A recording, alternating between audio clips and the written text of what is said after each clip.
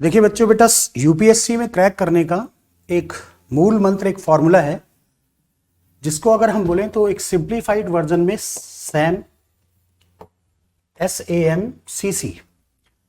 अब अगर हम सैम का S की बात करें तो ये स्पीड हो गया, S for speed, A for accuracy,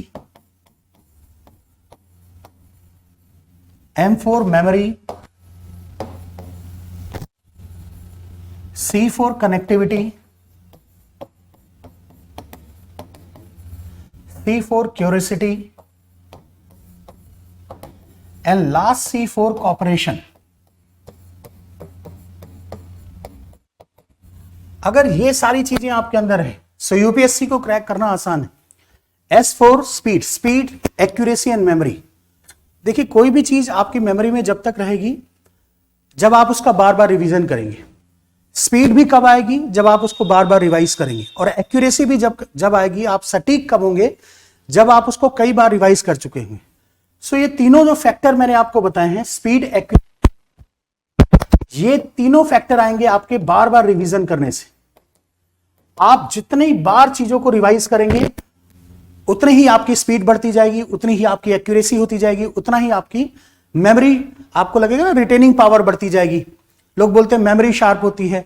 memory sharp तो जब होगी जब आप उसको बार बार रिवाइज करेंगे तो रिटेनिंग पावर बढ़ी रहेगी, आप लॉन्ग टर्म तक उसको याद रखें। नेक्स्ट पॉइंट आता है कनेक्टिविटी।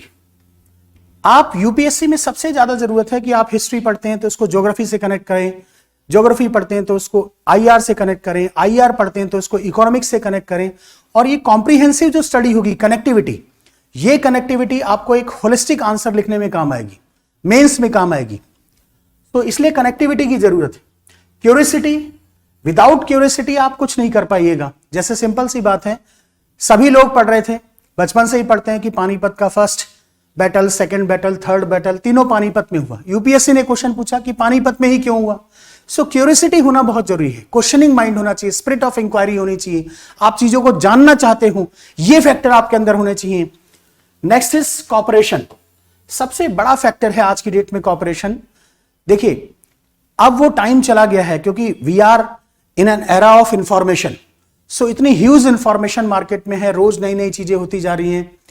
सो बिना कॉपरेशन के, बिना आप फ्रेंड सर्कल बनाए, एक अच्छा फ्रेंड सर्कल बनाइए, 3-4 लोगों का, ज्यादा नहीं, 3-4 लोगों का एक अच्छा फ्रेंड सर्कल बनाइए जो डेडिकेटेड हो, जो यूपीएससी की तैयारी में आपको सपोर्ट कर सकें, आपके साथ रह सकें।